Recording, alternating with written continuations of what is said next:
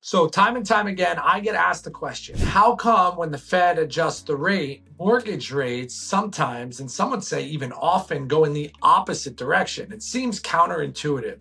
But when you really understand how the mortgage rates work, it starts to make a little bit more sense. See, mortgage rates are not directly tied to the Fed rate. There is an indirect correlation. But the mortgage rates are really tied to the yield on the 10-year Treasury, which is a much more forward-looking mechanism. So think of it this way. The mortgage rates are more of a bet on what's going to happen than what currently is.